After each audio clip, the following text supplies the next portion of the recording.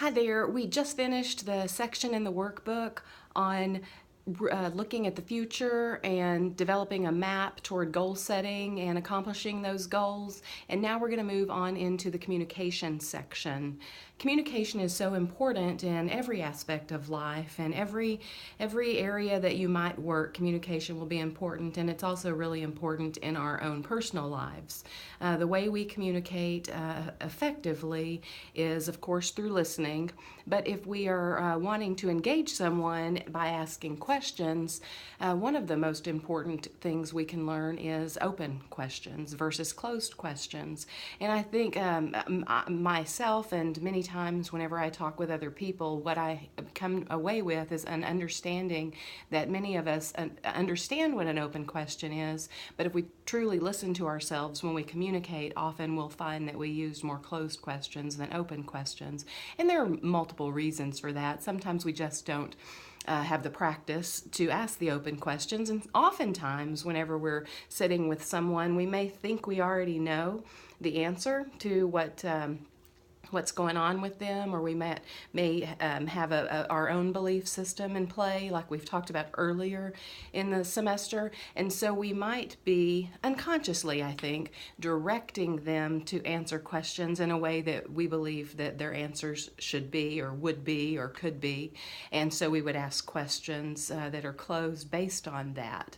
So if someone says that they're having a problem in a class, and maybe we've taken the class or we've had that instructor, maybe we think we know that the problem is the same as we had in that class or with that instructor. So maybe we ask the questions like, oh, is it that it's hard to take notes in that class? And the person may, no, it's not that. Oh, is it because they talk too fast? No, it's not that.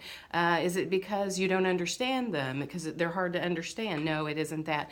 And what we're doing in that situation is we're, and probably unconsciously, directing them in the way that we experienced the situation, because when we took that class, we had trouble taking notes because they talked too fast or we couldn't understand them. But if we would ask instead an open question like, what is it that you're finding such a problem in that class? Then they'll tell you what their problem is, and we won't be involved in it. It won't be based on what we think their answer is based on our experience, if that makes sense to you. And so just asking open questions versus closed questions when you get to your interview will give you so much more information. So instead of asking someone, are you going to college at UNT? You might ask them, tell me about all the colleges you've considered attending. That way they can tell you about everything, and their answer may be, I'm only going to UNT, I've never considered any other college, but you'll get a broader answer whenever you ask an open-ended question instead of a closed question. Now, I also want to talk about the reason for not asking why in a question answer. And I understand and I believe I've even referred to it in the workbook or in some of the slides, that knowing why we do things, why we are the way we are, is a really important thing.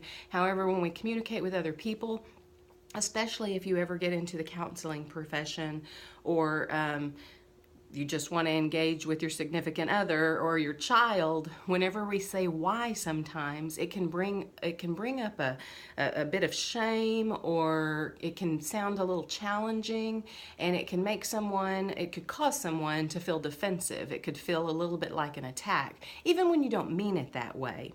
Of course, the tone of voice and the kind of relationship we have with a person makes a difference in this scenario.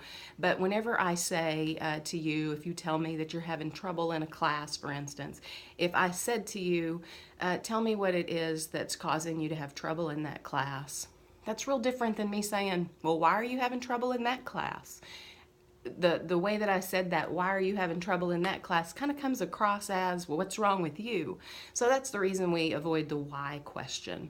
We can ask why in many different ways, just like I demonstrated to you. Instead of saying, why are you having trouble in that class? If I say, tell me what's causing you trouble in that class, I am asking essentially, why are you having trouble in that class? But I'm just saying it in a way that can come off less threatening.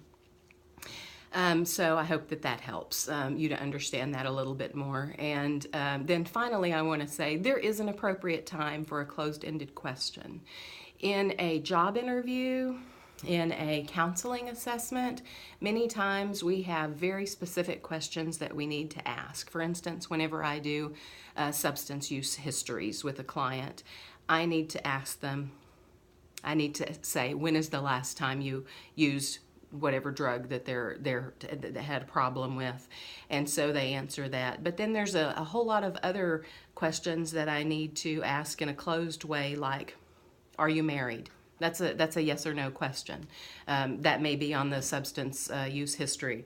I have to ask them their age. What is your age? Tell me your age. How old are you? Those are real closed-ended questions, and those are real specific. When you're doing job interviews, people may specifically say, you know, this job is for a typing position. Do you have experience typing? That's a yes or no question, but there is a time and a place for yes or no questions or closed-ended questions, just like there's an appropriate time for open-ended questions. I think it's important that we use open-ended questions a majority of the time, unless we are specifically looking for one piece of information that's pretty black and white.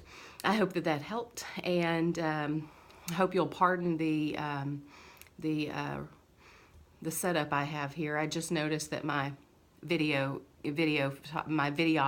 is a little limited this morning because I don't have my laptop with me.